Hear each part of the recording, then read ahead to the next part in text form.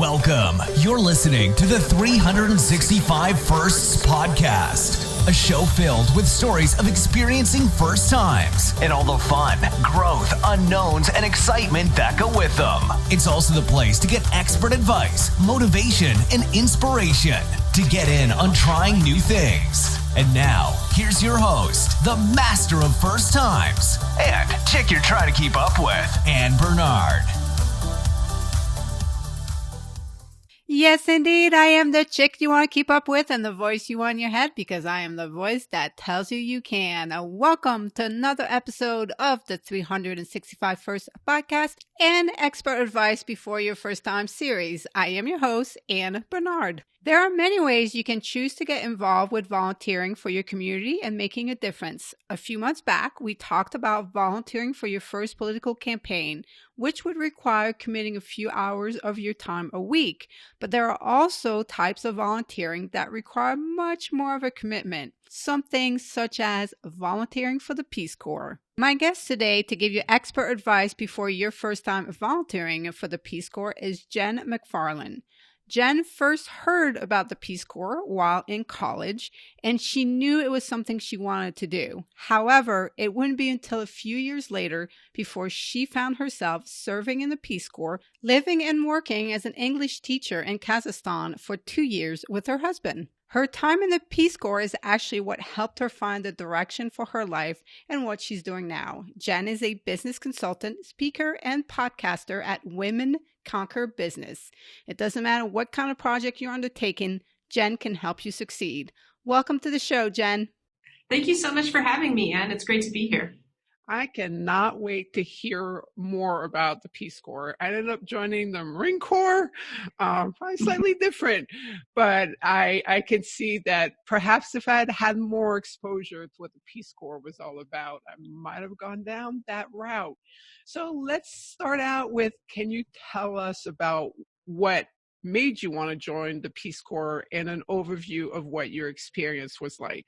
Sure. I do want to start by saying that it's never too late, and you can go at any age. And my husband went with me, and he had been in the Army in intelligence, and he was good to go. So don't limit yourself into thinking that you're too old or too this or too that. Anybody can join the Peace Corps. I wanted to join the Peace Corps because right after college, one of my best friends went to Bolivia, and she didn't have internet or anything, so we were like writing each other letters over that 2-year period. And so I was exposed to all of the ups and downs, and I was like, I really want to do this. This just sounds like a super fun experience and totally unique. At the time, I was from Idaho. Well, I'm still from Idaho. That doesn't change, but I had not traveled a lot. So like just the idea of traveling a lot and being exposed to all of the new cultural experiences, everything just had so much appeal for me. And so that's how I got started with wanting to go. So did you take time out from school to go, or did you finish college and then you went? So it's interesting. I didn't go until much later. So I graduated from college. My friend went right after. At the last week, actually, at my university, I met the man that I would end up marrying. That's a whole other funny story that we could talk about later. And so we got married, and I was like, well, probably we're not going to do Peace Corps. You kind of end up with like the debt of settling in, the debt of like paying for your wedding, all kinds of things. But as I said before, he had been in the Army and he had traveled around a lot. He had actually lived in Guatemala for a while just to learn Spanish. Like he's kind of an adventurer, and he was like, well, I want to do Peace Corps too. So we embarked on saving a lot of money and paying off all of our debts that we had. And it took us about 5 years after we had been married to pay everything off and then apply. So I didn't end up going until, I think I was like 30 when I left. And then when we get there, we discovered that we're not the only married couple in our Peace Corps group, and we're not the oldest couple or person in our Peace Corps group. We had people in their 70s who were in Peace Corps, for the first time, just like us. So it was a pretty unique and different experience. So that's why I say you can be at any age. I actually shared my experience with other Americans who were much older and much more experienced. Yeah, well, this is very good to know. I might go ahead and, well, right now I'm a little tied up with the business, but I shall keep it on my list because I know there's a point in time where I will still be seeking new ways to expand who I am. And this sounds like it will be a great opportunity. Now, what was the application process like?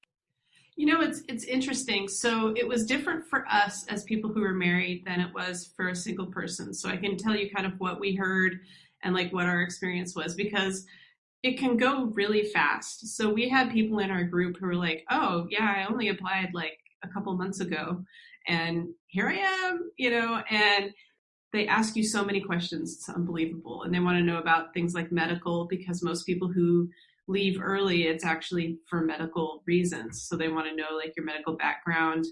And then you talk to your recruiter several times, like the person, you have like a contact person, they kind of keep you abreast of like, okay, well now your application is here. You get interviewed, it takes some time to like really talk about why you want to do it and what's interesting to you. You also can say kind of where you'd be most interested in going. At the time, we didn't know that, so we had other people who had said like where they wanted to go, and we kind of went in just like, we're married. We knew it would be harder to place us because so one person has to do all their medical. In our case, it was two, and we both had to qualify for each of the things. They're looking at your education, if you volunteer, what kind of experiences that you have in the world, meaning like how can you help somebody else, and then all of the medical questions and kind of letting you know that you're not going to be making enough money to pay all of your bills, all of that kind of stuff. So then two people have to go through it. So for us, it took closer to a year from the time we applied to the time we actually left. And it felt like forever because by the time we had kind of done all of our prep based on research, we were ready to go. And it was like the longest year ever. But then when it finally did happen, it was really cool. I remember the last question. At the time, we were living in Arizona, and I remember the last question that my recruiter asked was, well, how do you feel about cold places? And I was like, that's fine. And then we ended up going someplace where it was negative 40 degrees in the winter. Oh boy. And where was that place? Kazakhstan. Yeah. Okay. So we're going to get a little bit more about obviously your experience in Kazakhstan and what you found yourself doing. But it just kind of struck me, and I'm like, oh, wait, let me back up even more. Let's make the assumption maybe somebody's listening and they don't know what the Peace Corps is. Perhaps I'll start there. Can you give a little bit of a highlight what the Peace Corps is, what the commitment to it, what the requirement is, and then we'll get more into your experience. Sure. So the United States Peace Corps was started by President John F. Kennedy. He wanted to build international friendship. That was basically what it was based on. So we basically are sent overseas to places that agree to have us to work on different projects. And those projects are basically set forth before we ever get there, like meaning, are you going to help people build businesses? Are you going to help people with, sometimes it's land and water management, sometimes it's fishing, sometimes it's education, which is what we did. But it's been around for a really long time. The commitment is 2 years. Sometimes it's I think it comes out to about 2.5 years. In Kazakhstan, they didn't want us to spend too many winters and summers because the winter can be so brutal. So for us, it was straight up 2 years, but I think it's typically about 2.5 because they kind of were trained for quite some time when we first arrive, and then they want you to serve for a full 2 years. Not everybody serves the entire 2 years. It can be pretty challenging to live away from your whole family and life for 2 years. They've also developed a lot of additional programs now where if you're in graduate school, you can then go on to the Peace Corps. They also have shorter term commitments that you can make based on your work's experience, where you can help with like disaster relief, or you can go teach for like one school year. I actually had a friend who did that, lived in Ukraine for a year on a short-term Peace Corps as well.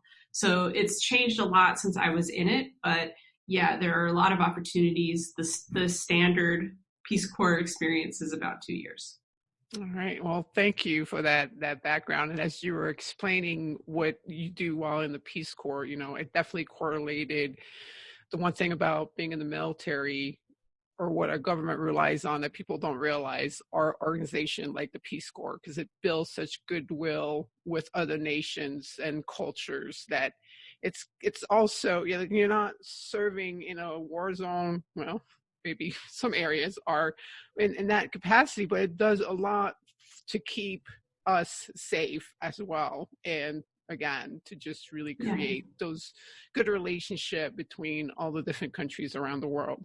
So if you're looking for a way to serve and you're not interested in the military, hands down, for sure, the Peace Corps is a really fabulous alternative. And obviously, if you, like you said, one does not prevent you from doing the other.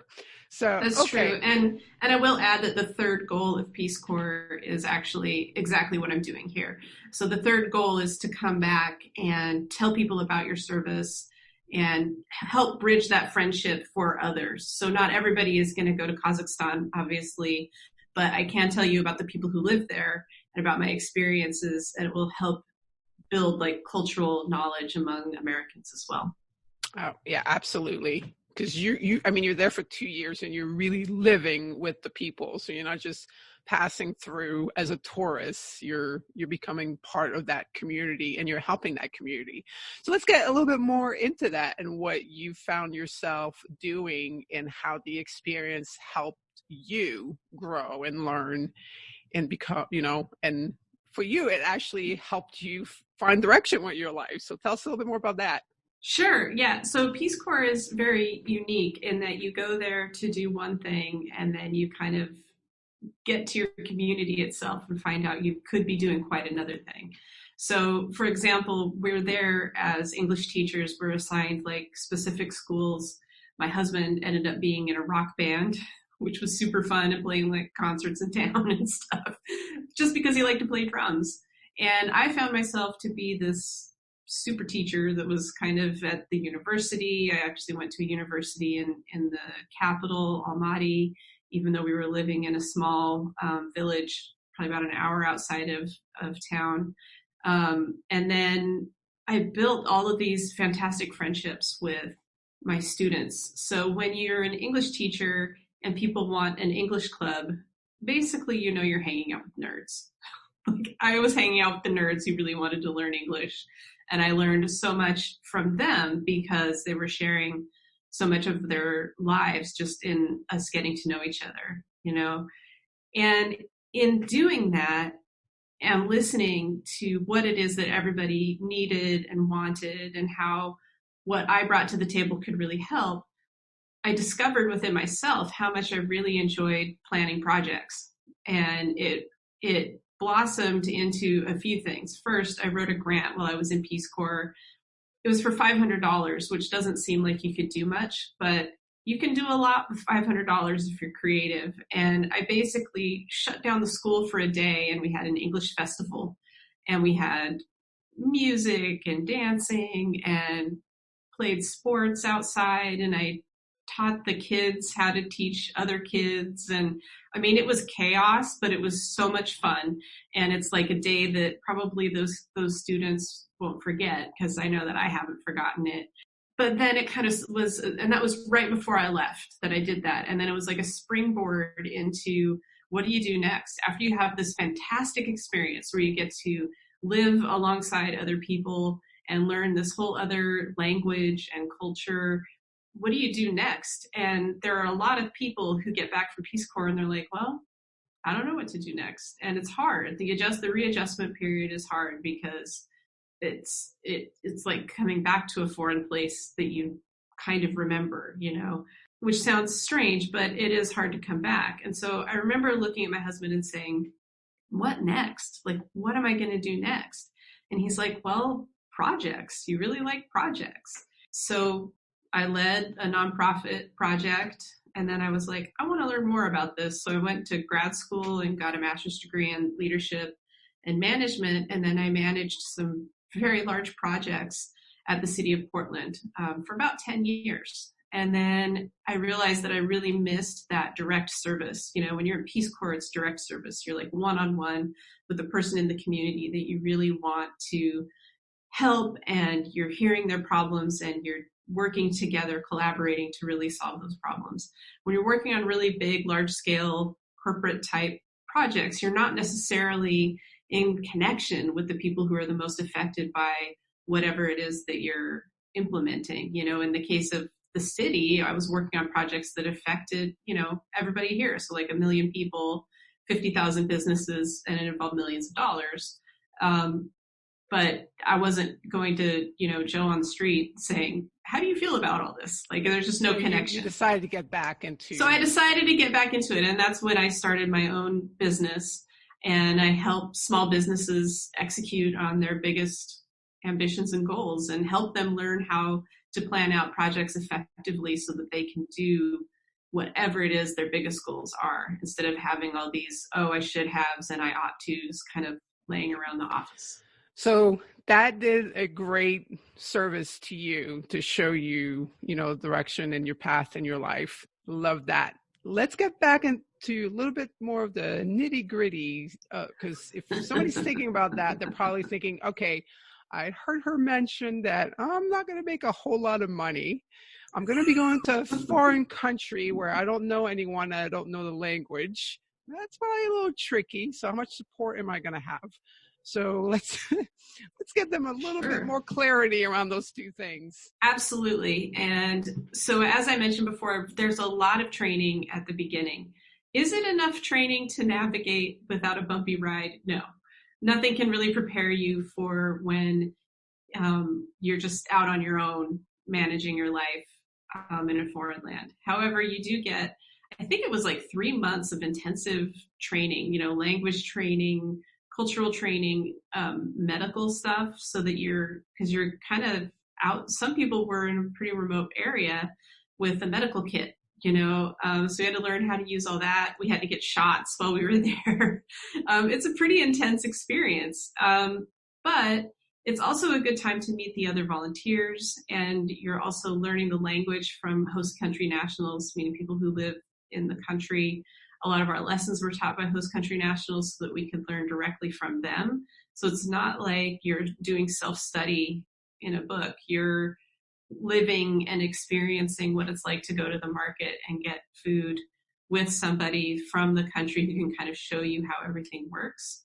And then once you are, you know, in the village, after that training period is over, you know, everybody is connected either by cell phones. Where we were, we also could connect the internet, believe it or not. And we were able to text our friends and be in touch with the office. We also had some regulations that we needed to follow if we were going to be leaving our village or, you know, going on vacation and things like that. We needed to be in contact because, you know, if there's civil unrest, you know, while we were there, a neighboring country had civil unrest, and the volunteers needed to leave rather quickly.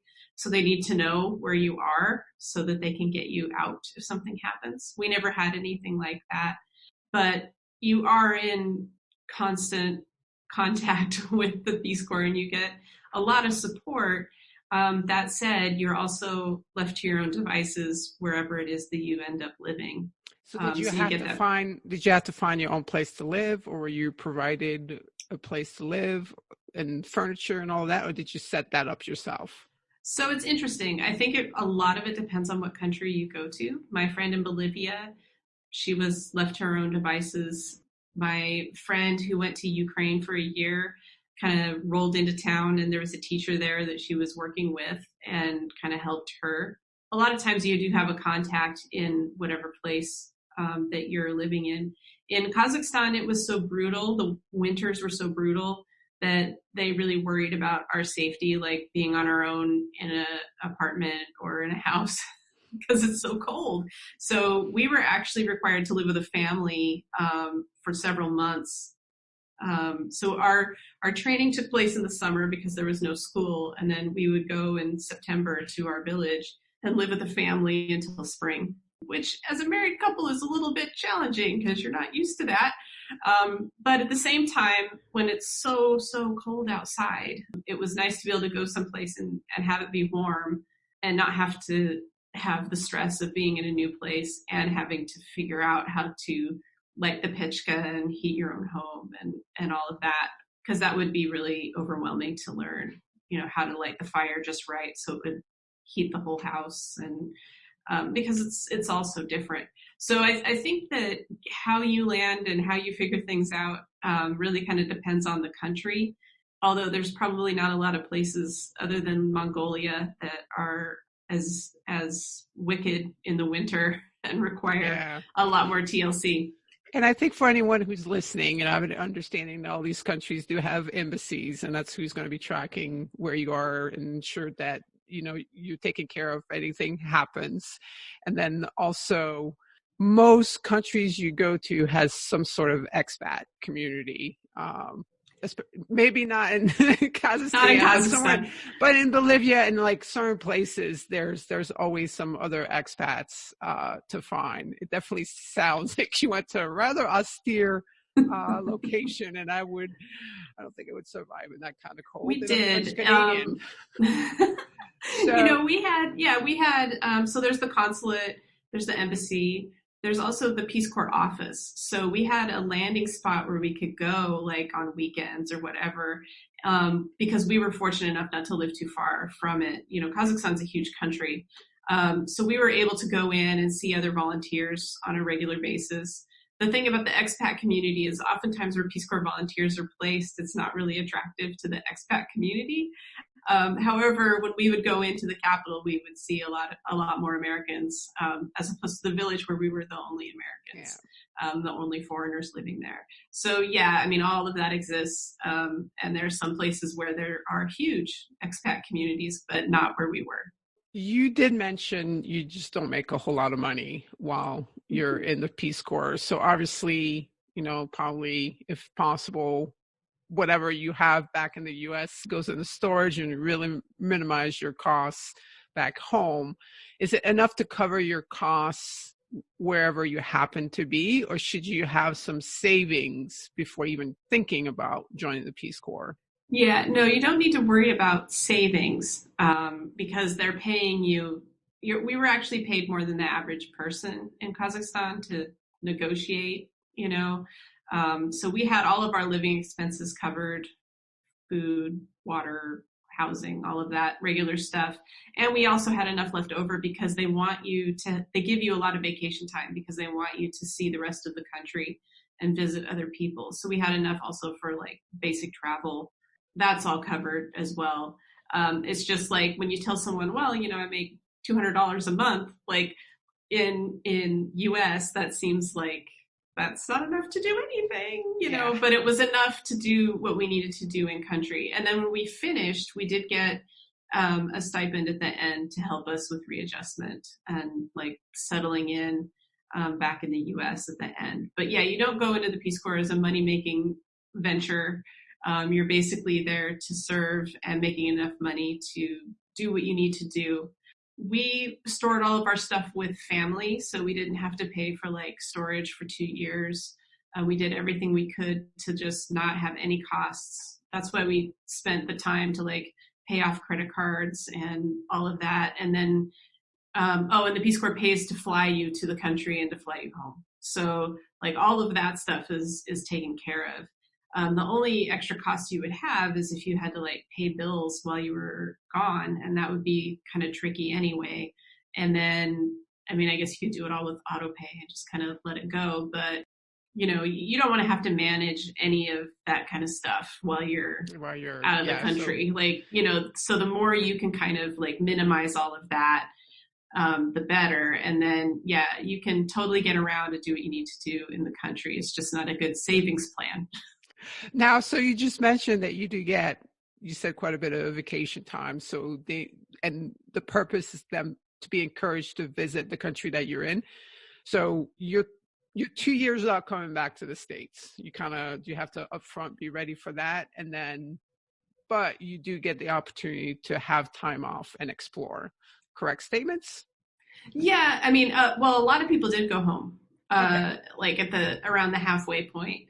We chose to meet family in Europe, so it was kind of a halfway point for us, and because it's a really long flight from Kazakhstan to get home.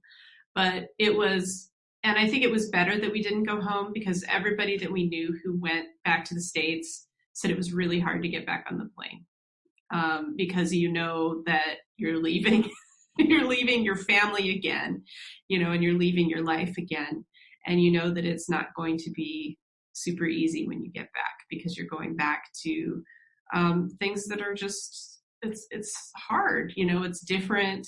People overall were like super welcoming and friendly, but you're meeting people too who don't really want you to be there, and it kind of hits you a little bit harder when you're not in around your creature comforts.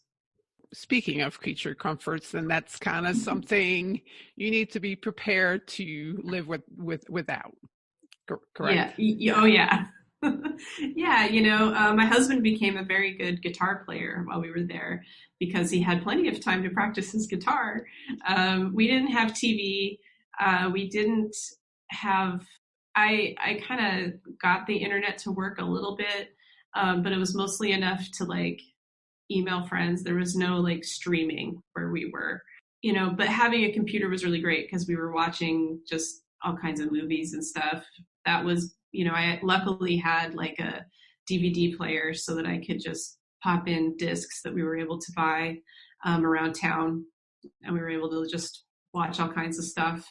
That was our entertainment. We were reading a lot of books and stuff, but yeah, I mean, you're not going to get all of the same creature comforts that you have.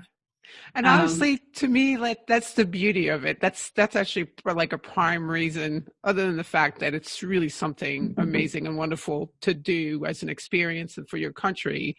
I think, it's something really good for you to do for yourself, to just realize, it's actually very nice to live without those things because you have so much more time to explore, hobbies and other interests, and it just shifts, how you view life, which, like you mentioned, which makes coming back difficult because you're coming back to a foreign land where the priorities and what people focus on is different than what you've known for the last 2 years.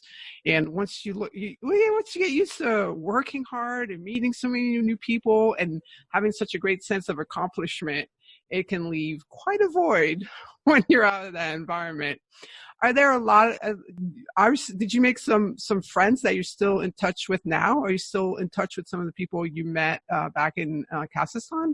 Oh yeah, Inna was one of my best friends, and she's on Instagram and Facebook, and I cannot believe how big her kids are now. They're like totally grown up. We've been back for about 10 years or so. So it's enough time that you're like, whoa, things really change, and then, but the teacher I worked with, I can't find her online. And one of my other best friends, Rayhan, I can't find her online either. So your heart kind of aches, when you spend so much time with people and then you can't stay in touch. Like I wrote letters and didn't get letters back. So I don't know if they ever got them.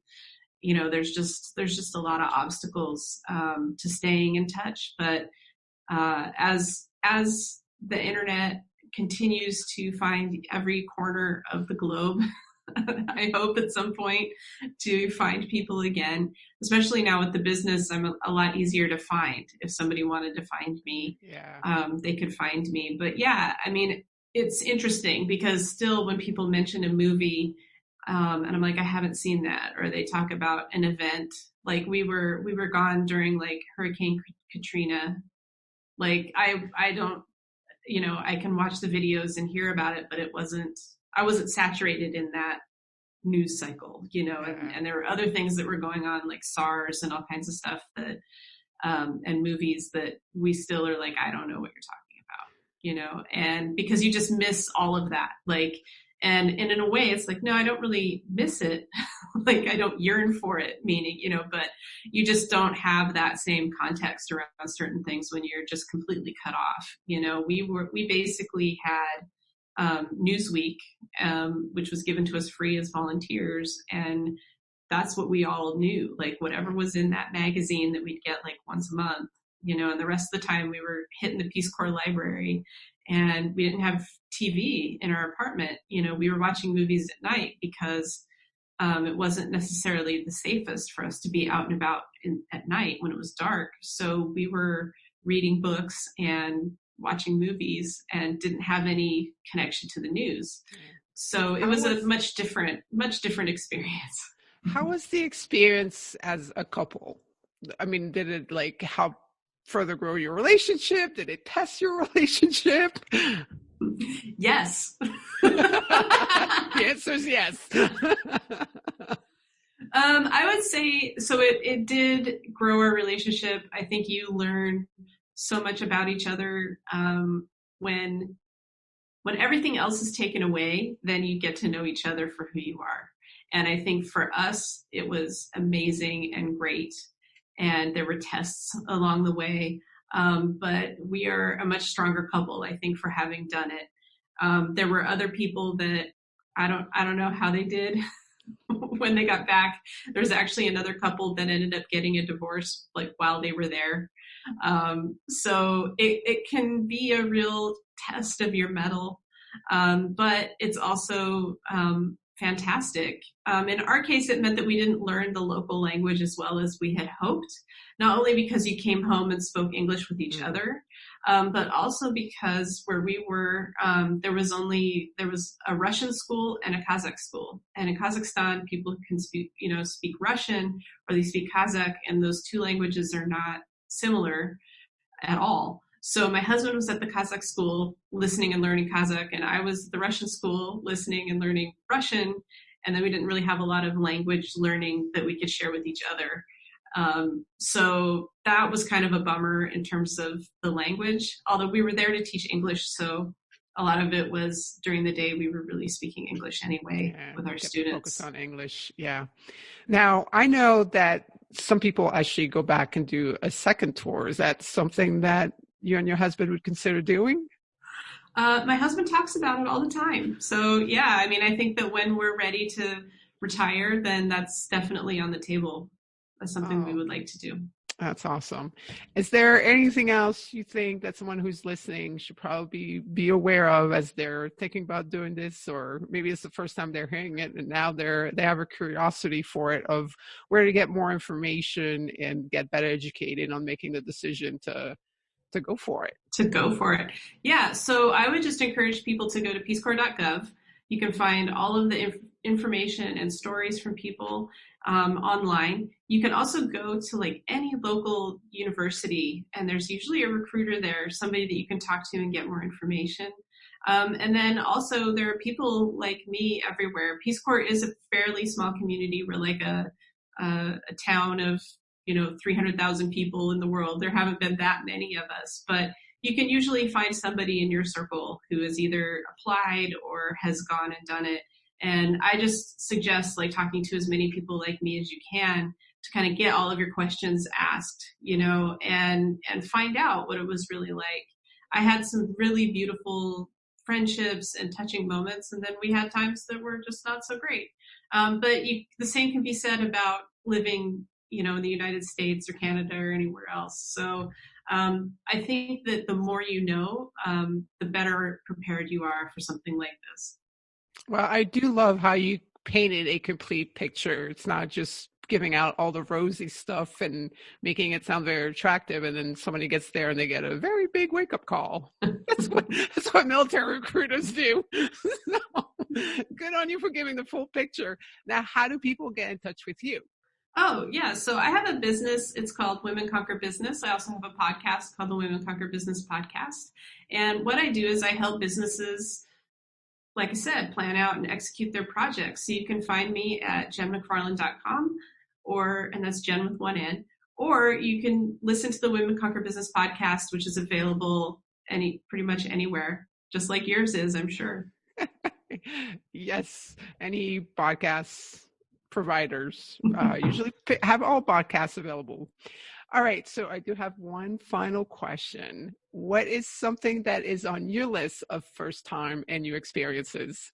It's funny because when we talked about this, my mind just was flooded with like so many things. I love travel. That's a lot of what today's talk has been about. So the easy thing for me would be to talk about all the places I want to go that I haven't been yet.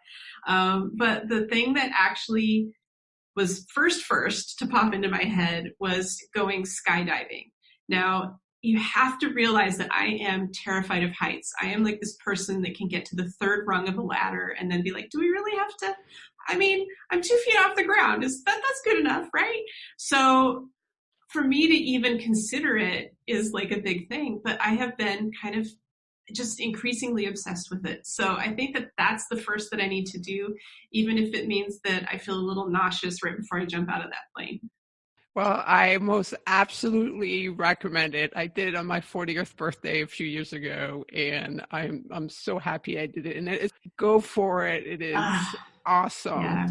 I think that's right. It's probably like I felt after running a marathon. I think the first time I might not be able to see very well because I'll probably be crying, but I want to do it. I do think that maybe the second time would be more enjoyable, but Thank you for encouraging me because I'm really intrigued. I'm really interested in doing that. Well, do let me know when after you've done it, or use the hashtag 365First Challenge on social media, and I'll find you so I can see that picture of you going. Yeah, exactly. All right, Jen, I really appreciate you being on the show.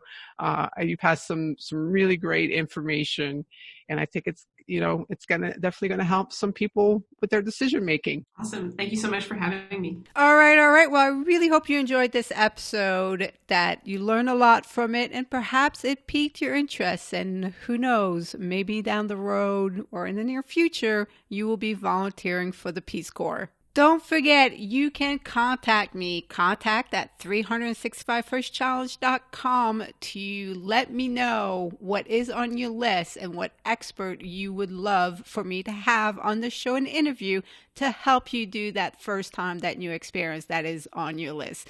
If you haven't already done so, please subscribe to the show. While you're there, don't forget to leave a review and also share the show with others who might benefit from getting inspired to doing things that they have never done before. Until we meet again, get busy having first times and new experiences.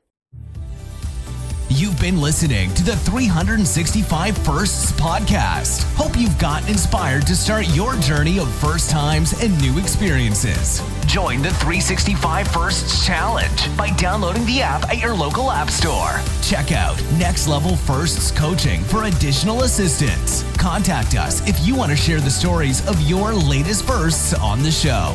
Now, go get busy having new experiences.